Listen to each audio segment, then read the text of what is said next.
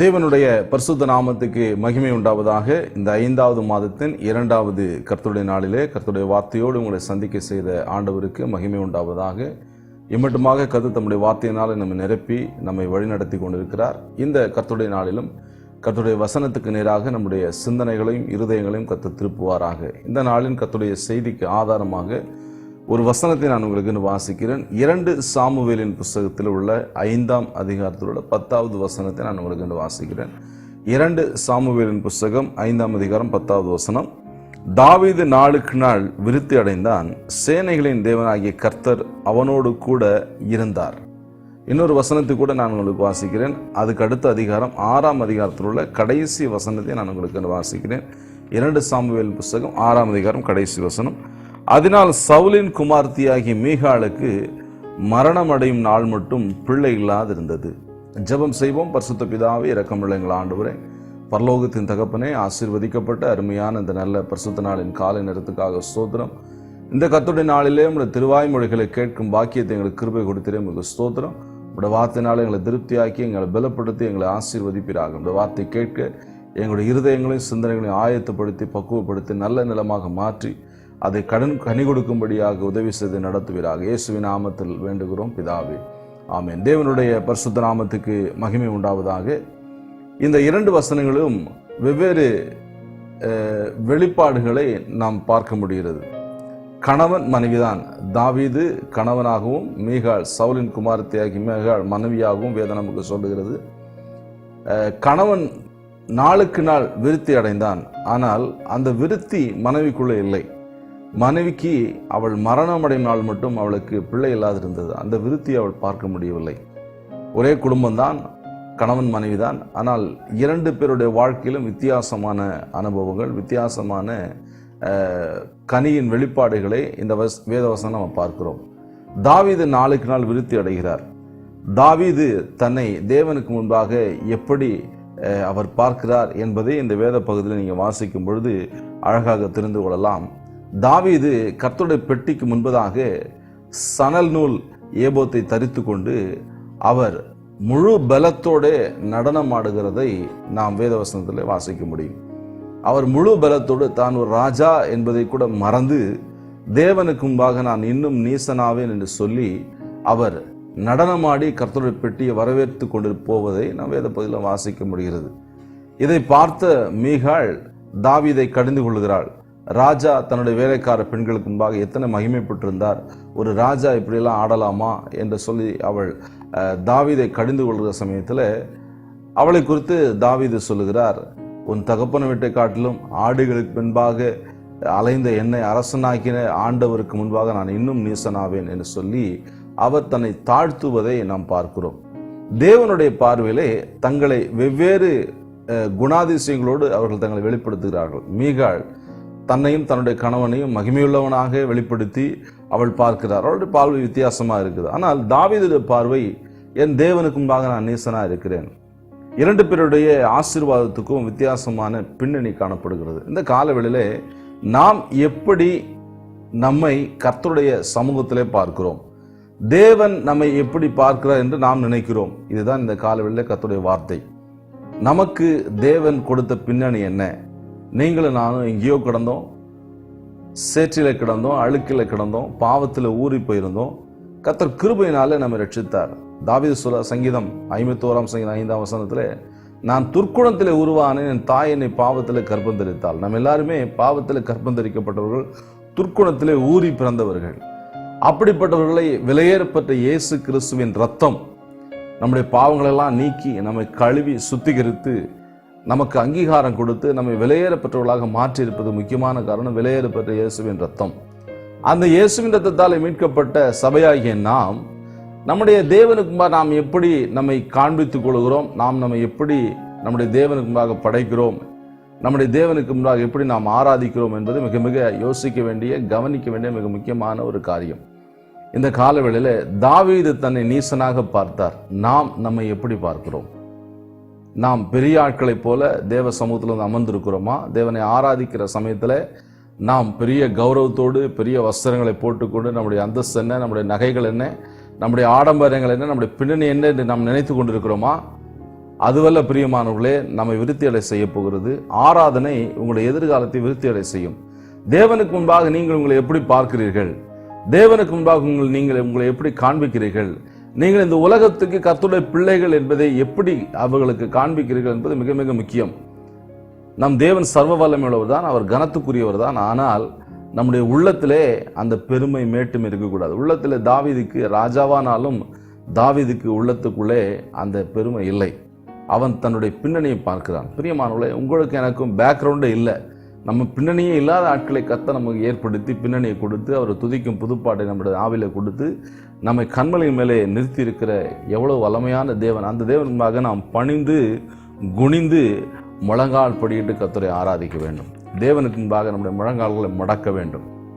இந்த நாளிலே தேவனுக்கு முன்பாக நாம் எப்படி எந்த மனநிலையோடு வர வேண்டும் என்பதே நமக்கு செய்தியாக பரிசுத்த ஆவியானவர் கொடுத்துக்கிறார். தேவ சமூகத்தை நாம் எப்படி வரணும், தேவனுக்கு முன்பாக நம்ம எப்படி வரணும், எந்த விதமான மனநிலையோடு நம்ம வரணும். முதலாவது நாம் தேவனுக்கு எப்படி வர வேண்டும் என்று சொன்னால், யாத்திராகமத்தின் புத்தகம் 34ஆம் அதிகாரம் 2வது சொல்லப்பட்டிருக்கு, நீ அதிகாலையிலே ஆயத்தமாகி சீனானி மலையிலே காலமேயின் சமூகத்தில் வந்து நில் என்று ஆண்டவர் மோசேக்கு அறிவுறுத்துகிறதை நாம் பார்க்கிறோம். யாத்திராகமம் 34ஆம் அதிகாரம் 2வது வசனம் வாசிக்கிறோம்.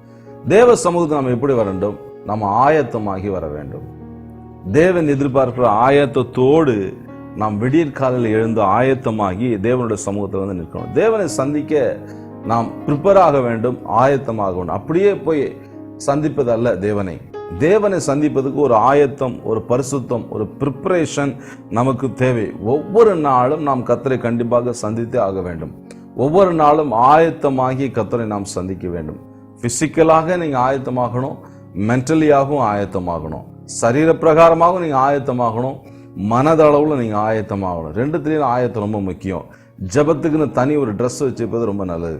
அதிகாலையில் எழுந்து நம்ம எல்லாம் சுத்தம் செய்து கொண்டு நம்முடைய கடன்களை முடித்து கொண்டு தேவ சமூகத்தில் ஒரு மணி நேரம் 1.5 மணி நேரமாக காத்திருப்பதற்கு ஆயத்தத்தோடு போகணும். அந்த 1 மணி நேரம் 1.5 மணி நேரத்தில் நம்ம எழுந்து வரவே கூடாது. அதுக்கு ஏற்ற ஆயத்தத்தோடு எல்லாவற்றையும் முடிச்சுட்டு ஆயத்தமாக ப்ரிப்பரேஷனாக தேவ சமூகத்தில் போய் இடைவிடாமல் கர்த்தரை ஆராய்ச்சி துதித்து அவரோடு மகிழ்ந்து பாடி நம்முடைய வேதனையெல்லாம் கர்த்தர் சமூகத்தில் இறக்கி வைத்து நம்முடைய தேவைகளை சொல்லி அவரோடு உறவாடி அவர்களை அன்பு கூர்ந்து நாம் வெளியே வரணும். தேவனுடைய சமூகத்தில் ஆயத்தமாகி நாம் கடந்து போகணும். சங்கீத புத்தகம் 5ஆம் அதிகாரம் 3ஆம் வசனம் நீங்க வாசிங்கன்னா, 5ஆம் சங்கீதம் 3ஆம் வசனம், காலையிலே நான் ஆயத்தமாகி தேவ சமூகத்துக்கு வருவேன், தேவரின் சத்தத்தை கேட்பீர் என்று சங்கீதக்காரன் சொல்றார். காலையில யார் ஆயத்தமாகி போறாங்களோ அவங்களுடைய ஜபங்களுக்கு கர்த்தர் பதில் கொடுக்கிறார். சங்கீதம் 23ஆம் சங்கீதம் 5ஆம் வசனம் சொல்லப்பட்டிருக்கு, நாம் சரியான ஆயத்தத்தோடு போகும்பொழுது தேவன் நமக்கு நியமித்த ஆயத்தப்படுத்தின பந்தியிலே நாம் பங்கெடுக்க முடியும். சத்துருக்கள் முன்பாக எனக்கு ஒரு பந்தியை ஆயத்தப்படுத்தினீர் என்று அந்த சங்கீதத்தில் 5ஆம் வசனம் நாம் வாசிக்கிறோம். நாம் சரியான ஆயுதத்தோடு தேவ சமூகத்தில் தேவனை சந்திக்கும் பொழுது சத்துருக்களுக்கு முன்பாக நமக்கென்று ஆயத்தம் பண்ணின பந்தியை நாம் சுதந்திரித்துக் கொள்ள முடியும். தேவன் ஆயத்தம் பண்ணினவைகளை நாம் சுதந்திரித்துக் கொள்ள நமக்கு ஆயத்தம் தேவை, ப்ரிப்பரேஷன் தேவை. நமக்கு என்று கர்த்தர் ஆயத்தம் பண்ணி வைத்திருக்கிறார். அதற்கு சரியான ஆயத்தத்தோடு நம்ம போகலைன்னா அந்த ஆயத்தமாக்கப்பட்ட ஆசீர்வாதங்களை நாம் இழந்து விடுவோம். பிரியமானவர்களே, இந்த காலவெளியில் கர்த்தர் நமக்கு சொல்லுவது, தேவ சமூகத்தில் நாம் ஆயத்தத்தோடு வர வேண்டும். புத்தியாய் ஜாக்கிரதையாக நடந்து கொள்வதன் ஆயத்தம். 10 ஸ்திரீகள் மணவாளனை சந்திக்க புறப்பட்டாங்க. அதில் 5 பேர் புத்தி உள்ளவர்கள் என்று சொல்லப்பட்டிருக்கிறது, 5 பேர் புத்தி இல்லாதவர்கள். புத்தி உள்ளவர்கள் என்ன செய்தார்கள்? கையிலே தீவெட்டியும் இன்னொரு கையில எண்ணெயும் கூட கொண்டு போனார்கள். தீவெட்டி அணையும் என்ற அறிவு இருக்கிறது. தீவெட்டி அணைந்தால் எண்ணெய் ஊற்ற வேண்டும் என்ற அறிவு தெரியும், அந்த புத்தி தெரியும். தெரிந்த அந்த புத்தி செயல்பாடோடு கூட அவர்கள் எண்ணெயை கொண்டு போகிறார்கள். ஆயத்தம் என்ன? வரப்போகும் ஆபத்துக்கு, வரப்போகும் அழிவுக்கு தப்புவிக்கப்பட்டு நாம் பரலோக ராஜ்யத்தில் தேவனுடைய பந்தியிலே மணவாளனோடு எப்படி இணைய வேண்டும், இணைவதற்கு எப்படிலாம் நாம் ஆயத்தமாக இருக்க வேண்டும் என்ற ப்ரிப்பரேஷன் நமக்கு தேவை. அப்படி செய்கிறவங்க தான் புத்தியுள்ள ஸ்திரீகள், புத்தியுள்ள மணவாட்டி. நாம் புத்தியுள்ளவர்களாக இருந்தால் சரியான ஆயத்தத்தில் இருப்போம். நாம் ஆயத்தத்தோடு தேவனை சந்திக்க ஆயத்தமாக இருக்க வேண்டும். இரண்டாவது, நாம் தேவ சமூகத்துக்கு எப்படி வர வேண்டும்? பிரசங்கியின் புஸ்தகத்தில் 5ஆம் அதிகாரம் 2வது வசனத்தில் நம்ம வாசனம் சொல்லப்பட்டிருக்கு, நீ தேவனுடைய சமூகத்தில் துணிகரமாய் பேசாமலும் மனம் பதறி ஒரு வார்த்தையும் சொல்லாமலும் இரு. தேவன் வானத்தில் இருக்கிறார், நீ பூமியில் இருக்கிறாய், ஆகையால் உன் வார்த்தைகள் சுருக்கமாயிருப்பதாக. பிரியமானவர்களே, நாம் தேவ சமூகத்தில் முதலாவது ஆயத்தத்தோடு வர வேண்டும். இரண்டாவது, தேவ சமூகத்தில் நாம் எப்படி வர வேண்டும்? நிதானத்தோடும் பொறுமையோடும் இருக்க வேண்டும். தேவ சமூகத்தில் மனம் பதறி பேசக்கூடாது. ஜபத்தில் மனம் பதறி அப்படியே புலம்பி இது கொட்டி தீர்த்து விடக்கூடாது. நம்முடைய வார்த்தைகள் எல்லாமே கணக்கு வைக்கப்படுகிறது. தேவ சமூகத்தில் நாம் கவனமாய் பேச வேண்டும், நிதானமாய் பேச வேண்டும், பொறுமையோடு விவேகத்தோடு நாம் பேச வேண்டும் என்பதை இந்த வேத பகுதியில் நாம் அறிந்து கொள்ள முடிகிறது. தேவ சமூகத்துக்கு பதற்றத்தோடு வரக்கூடாது. சங்கீதங்கள் புஸ்தகம் 106 சங்கீதத்தில் 33 வசனம் மோசே குறித்து சொல்லும்போது, அவன் ஆவியை விசனப்படுத்தியதனால் அவன் பதறி பேசினான். பதறி பேசுகிற காரியத்தை நாம் தேவ சமூகத்தில் செய்து விடவே கூடாது. அதில் நாம் கவனமாக இருக்க வேண்டும். நம்முடைய வார்த்தைகள் சுருக்கமாக இருக்கணும். தேவ சமூகத்தில் ஆயத்தத்தோடு வருவது மட்டுமல்ல, தேவ சமூகத்தில் விவேகத்தோடும் பொறுமையோடும் நிதானத்தோடும் நாம் நடந்து கொள்ள வேண்டும் என்பதை நாம் கவனத்தில் வைத்துக் கொள்ளணும். தேவ சமூகத்தில் மனம் பதறி பேசுவது, நிதானம் இழந்து பேசுவது என்ன செய்யணும் சொன்னால், நமக்கென்று ஆயத்தம் பண்ணின இனிமையான ஆசீர்வாதங்களை இழக்க செய்யும். மோசே மனம் பதறி பேசினான், மனம் பதறி நடந்து கொண்டான். அதனாலே கானானை அவன் சுதந்திரித்துக் கொள்ளவே முடியல. கண்ணால் மாத்திரம்தான் பார்க்க முடிந்தது, அதுக்குள்ளே நீ பிரவேசிப்பதில்லை என்று ஆண்டவர் சொல்லிவிட்டார். மீண்டும் ஜெபித்து அவன் கேட்கும்போது ஆண்டவர் சொல்லிட்டாரு, இதை குறித்து நீ வாய் திறக்கவே கூடாது, இனிமே நீ இதை குறித்து பேசவே கூடாதுன்னு சொல்லிட்டார். பிரியமானவர்களே, எவ்வளவு கடுமையான, எவ்வளவு கண்டிப்பான ஆண்டவர் நம்முடைய ஆண்டவர். நாம் ரொம்ப கவனமா இருக்கணும். தேவ சமூகத்தில் பதறி பேசிடக்கூடாது. நம்ம வீண் வார்த்தையினால அலப்பிடக்கூடாது. அது ரொம்ப கவனமா இருக்கணும். தேவன் வானத்தில் இருக்கிறார், நம்ம பூமியில் இருக்கிறோம். நம்முடைய நிலை என்ன என்பதை நாம் உணர்ந்து பேச வேண்டும். நாம் மனம் பதறி பேசாமல் தேவ சமூகத்தில் கவனத்தோடு செயல்பட, தேவனுடைய சமூகத்தில் துணிந்து செயல்படாதபடி நாம் இருக்க கர்த்தர் நமக்கு உதவி செய்வாராக. அப்போஸ்தலர் நடவடிக்கைகள் 5ஆம் அதிகாரத்தில் ஒரு தம்பதியினர் வராங்க. தேவ சமூகத்தில் துணிந்து பொய் சொல்றாங்க. அவங்க பொய் சொன்னதுனால அதே இடத்துல விழுந்து செத்து போறாங்க. அனனியா, சப்பீராள். பிரியமானவர்களே, இதில் நாம் கவனமாய் இருக்க வேண்டும். இந்த வேதப்பதெல்லாம் நமக்கு எச்சரிப்பாக கொடுக்கப்படுது. தேவ சமூகத்தில் பொய் சொல்லக்கூடாது. ஊழியக்காரங்கிட்ட பொய் சொல்லக்கூடாது. தேவன் கேட்கிற காரியங்களுக்கு நம்ம சரியான பதில் சொல்லணும். உலகத்தா சொல்லுவாங்க, டாக்டர்கிட்டையும் லாயர்கிட்டையும் பொய் சொல்லக்கூடாதும்பாங்க. மூன்றாவது ஆவியான சொல்றாரு, பாஸ்டர்கிட்டையும் பொய் சொல்லக்கூடாது.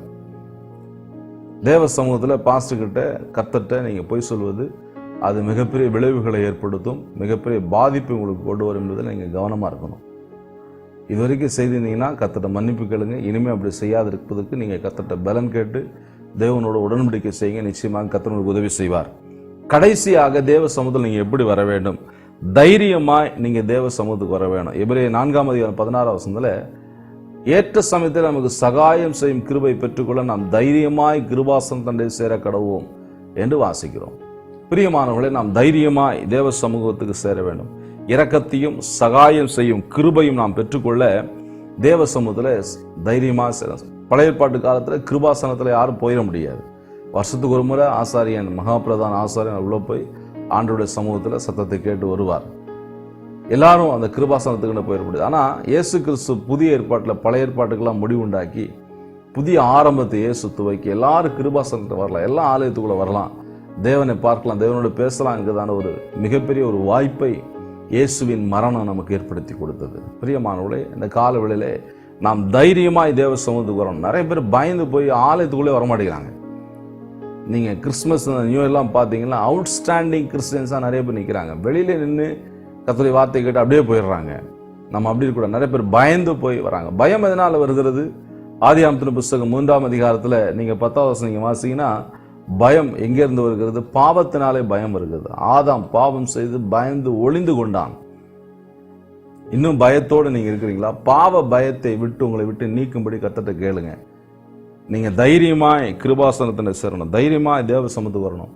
தானியேல் 6ஆம் அதிகாரம் 10ஆம் வசனத்தில், தன் ஜீவனுக்கு எந்த விதமான உத்தரவாதம் இல்லை, இனி நாம் மரித்து போவோம் என்று அறிந்தும் துணிந்த தேவ சமூகத்துக்கு போனான் தானியேல். தானியேல் ஜெபித்தார், தைரியமாய் ஜெபித்தார். ஜெபிப்பதுக்கு ஒரு தைரியம் தேவை. நிறைய பேர் ஜெபம் பண்ணுங்க மற்றவங்களை உதவி நாடுறாங்க, ஜெப உதவிக்கு நாடுறாங்க நிறைய பேர். ஆனால் கர்த்தர் சொல்ல, நீங்க ஜெபம் பண்ணுங்க, நீங்க தைரியமா கிருபாசனத்துல வாங்க, பாவத்தெல்லாம் ஆண்டவர்கிட்ட சமூகத்தில் இறக்கி வச்சு, கர்த்தரை என்னை பரிசுத்தப்படுத்துங்க, என்னை சுத்திகரிங்கன்னு சொல்லி கர்த்தர்ட்ட நீங்க தைரியமா பரிசுத்தத்தை கேட்டு வாங்கி, பரிசுத்த உள்ளத்தோடு தைரியமா நீங்க தேவ சமூகத்தில் வந்து கேளுங்க.